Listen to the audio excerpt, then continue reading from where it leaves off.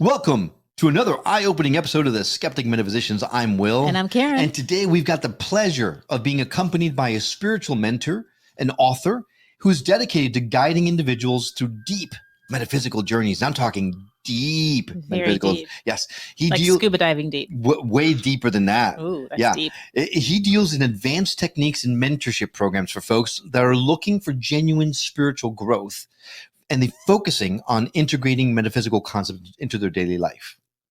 Wow. Yeah, that's a mouthful, I know. I don't even know what that means. Well, listen up, because his courses like Keys to Success and Dream Interpretation Masterclass provide essential tools for spiritual progression and emphasizes a balanced approach, combining ancient wisdom with modern insights for holistic spirituality.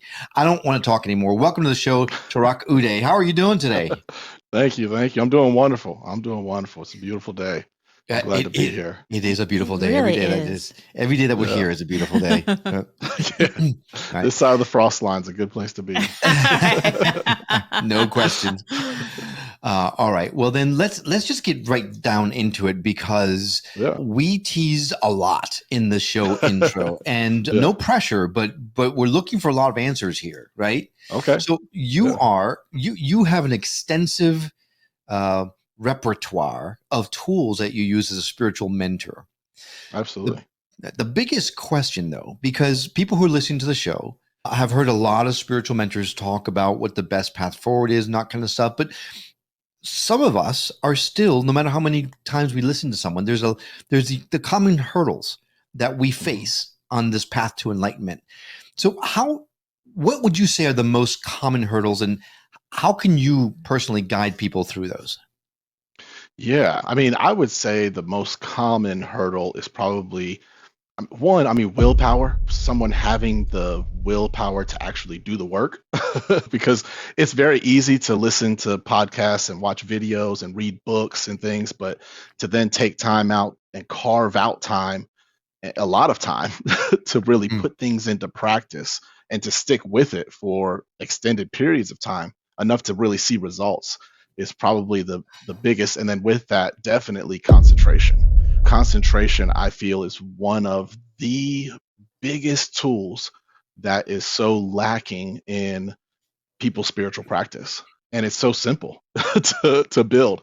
But mine's kind of rusty. It might not be easy. But it's simple. When I first got into meditation, it was all about concentration, and I was a master at it. I was like, after a while, I could concentrate. Like, people could be watching TV and I'm reading a book and I'm like zoned in, like nothing distracting me. But since I had a weird work thing happen about a year or so ago, and it threw me completely. And since then, my meditations have been spotty at best, and my concentration is crap. So that's something that you can lose. I didn't realize that you can lose that skill of concentrating. Yeah. Well, it's a mental muscle. So just like your physical muscles, something can happen where you tear a muscle and you need time to let it heal and rebuild, or you don't use it and the muscle gets weak. You just have to slowly practice and build it up. Gotcha. So let's say I tore my brain, not that I don't use my brain. Mine just has a little sprain.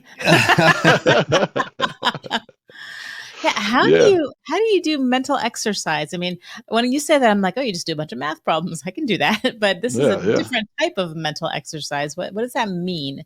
Yeah, well, just about any kind of spiritual practice is going to help build your willpower and concentration regularly. I'm sure anybody who's practiced meditation might have had a tough time at first, but anybody who's done it for a while, at least like 3 months or more, would probably notice that their concentration is actually getting better, is your willpower is actually getting better and things.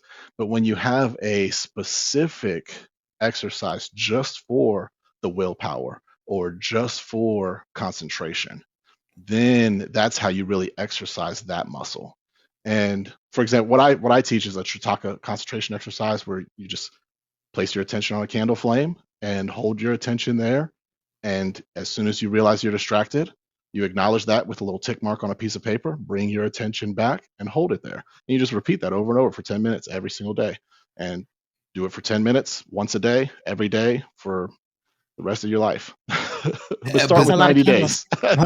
Yeah, it's a lot of candles. But then you got to carry a candle around you all the time whenever you want to concentrate. So how do you get around that? I mean, you don't necessarily need a candle. You can use your tip of your finger. You can use a blade of grass. You can use a drop of water. In the Keys to Success course, I teach this, and I do throw a candle out there, but I also, because one thing you can do is, because like a fingertip and a blade of grass and a drop of water are still difficult because the nature of the mind is motion.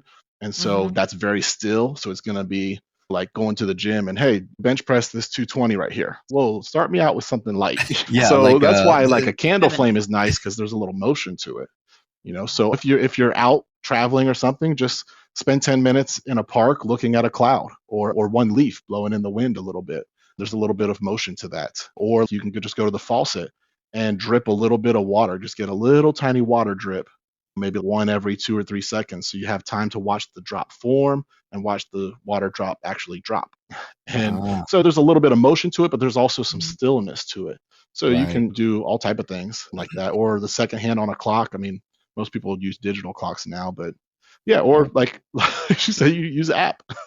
Right. There's a candle app. Pull up a candle flame. And that water drop thing is cool, except you know how expensive water bills are these days? I don't know, man. All right. So that's a cool way to strengthen your concentration. But you said something that struck my attention. You said that you had exercises that would increase your willpower. Is that right? Yeah. Yeah, absolutely. Ooh, now that is what I need. Me too. I need the concentration too, but I need the willpower more so I can be concentrated. Yeah. Well, okay, concentrated. Yes. It makes perfect sense. I mean, they go hand in hand. So, like what I would start out with is first just understanding what willpower is.